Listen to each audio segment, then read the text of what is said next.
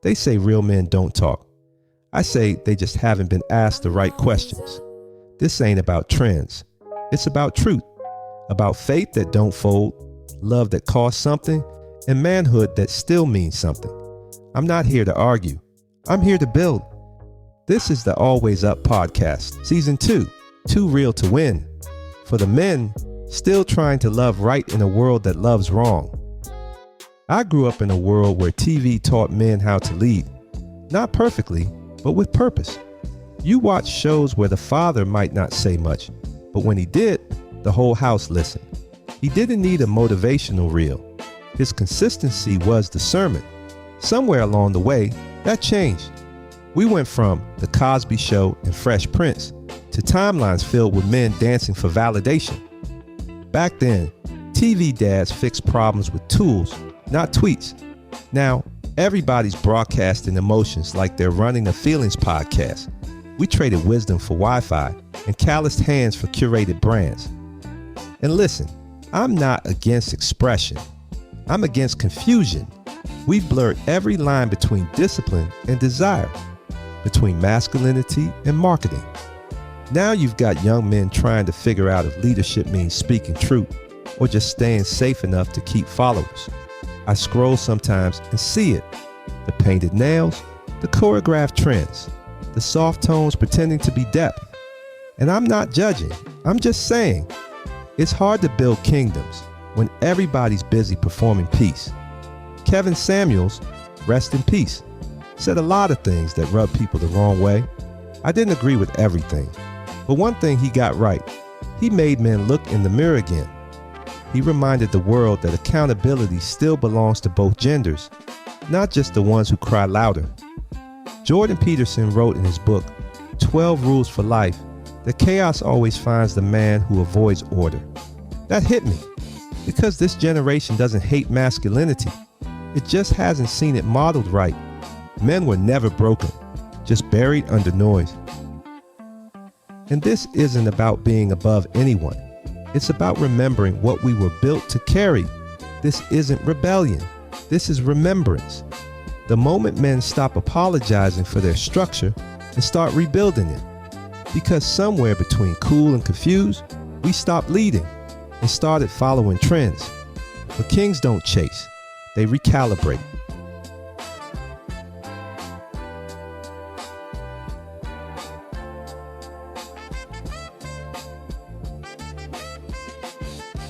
Somewhere along the line, we traded guidance for gimmicks. We stopped modeling manhood and started marketing it. What used to be taught through action got replaced by algorithms. Now every boy's blueprint is filtered through somebody's highlight reel. Back then, music used to raise men too. You heard self-destruction, the world is yours, or my philosophy, and you felt accountability in the lyrics. Even when rappers bragged, they still built lessons into the verse. Now it's just mood playlists and microwave mantras, catchy, forgettable, and emotionless. It's all vibes, no values. The crazy part? Men stopped competing for purpose and started competing for placement. In a world where attention is currency, masculinity got sold wholesale, packaged, polished, and stripped of meaning. Now everybody's brand is stronger than their backbone. We went from fixing what's broken to filming it, from protecting our homes to performing our pain, from building families to building followings. And we wonder why peace feels like a subscription service. See, this is the confusion era, where men mistake softness for sensitivity and silence for safety, where confidence is seen as control and leadership gets labeled ego. We've created a culture where men are afraid to stand tall because standing tall gets you canceled. But let's keep it real. The system doesn't want balance. It wants dependence.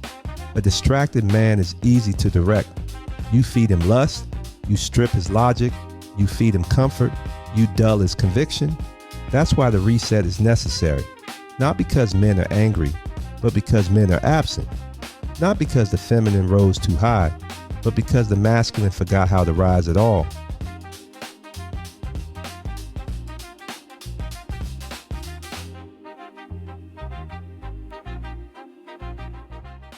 There comes a moment when you realize masculinity was never about control. It was about clarity. The real ones aren't trying to rule, they're trying to restore. That's what the reset is about. Not louder voices, cleaner ones. Not more muscle, more meaning. Here are the 3 resets every man needs. 1.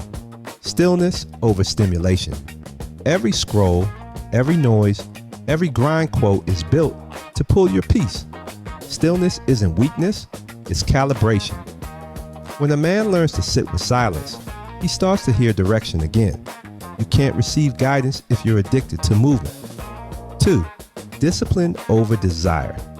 Most men lose not because they're lazy, but because they're led by impulse. Discipline builds what dopamine destroys. Every generation had distractions. We just call ours options. But the man who chooses structure when everyone else chooses comfort, he becomes inevitable. 3. Purpose over popularity. You can go viral for being visible or respected for being valuable. Pick one. Purpose doesn't trend. It's steady, quiet, and often lonely. But that's where legacy lives. A man anchored in mission doesn't beg for attention. He commands it. See, that's the real masculine reset. It's not about proving who's stronger. It's about remembering who's steadier. And for the women listening, this reset isn't against you. It's for the men who want to stand beside you with backbone and peace. Because healthy men build healthy homes, and healthy homes rebuild broken worlds. The reset isn't revenge, it's return.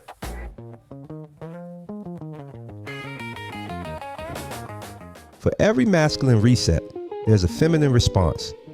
You can't rebuild one without considering the other, because no matter how strong a man becomes, his environment still shapes how he loves. See, women didn't just change, the world did, and a lot of them are just trying to survive the same confusion men are healing from. They were told they had to do it all. Be independent, be nurturing, be beautiful, be unbothered, be available, be unreachable, all at once. And somewhere between self-sufficiency and self-protection, connection got lost. Now it's men afraid to lead and women afraid to trust. We both keep score, we both stay guarded, and we both call it peace. But it's really just 2 people managing fear at different frequencies. Real balance isn't about dominance. It's about design. Masculine energy builds the structure. Feminine energy fills it with life.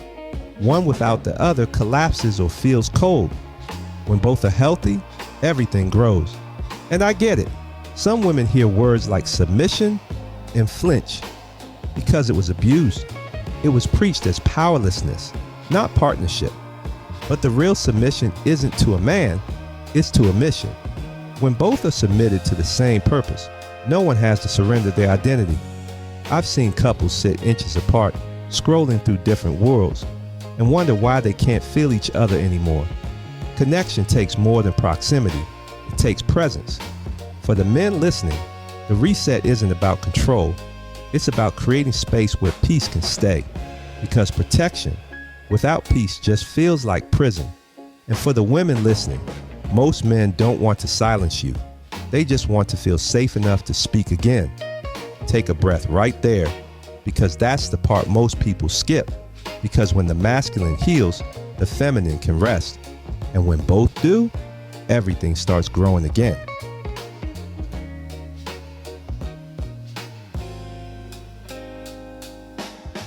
We've talked about confusion. We've talked about correction. But this last part, this is the conviction. Because the masculine reset isn't a trend. It's a return to alignment, to the order that existed before hashtags and hot takes started redefining what manhood was supposed to look like. This generation is heavy on talk and light on results. We debate leadership, but don't practice follow-through. We quote discipline, but can't commit to direction. We've mistaken self-expression for self-control, and they're not the same thing. Men, this reset isn't about proving you're better. It's about showing you're back to building, back to protecting, back to thinking before reacting, back to standing on truth instead of trending for attention. Because peace isn't passive, it's practiced. And strength isn't noise, it's nerve. We've spent years watching masculinity get dissected, debated, and diluted. But after all that talk, one truth still stands. You can't cancel what was created with purpose. So maybe this is the moment, not to reclaim power, but to reclaim presence, to remind the world that when men move with principle, everything around them stabilizes. And that's the real reset, because order doesn't oppress, it organizes, and purpose doesn't punish, it provides. Next time, we're stepping into the city where distraction got dressed up as desire and lust learned how to market itself. Welcome to Sex City.